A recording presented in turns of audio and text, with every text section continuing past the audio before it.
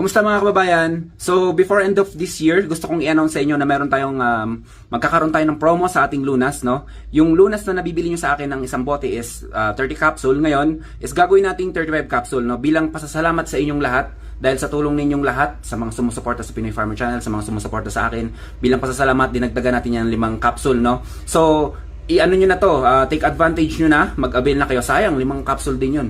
Dahil sa inyo mga kababayan, thank you so much. Naging number 1 ng Lunas Herbal Capsule natin sa napakabilis na panahon. Isipin nyo yun, just imagine.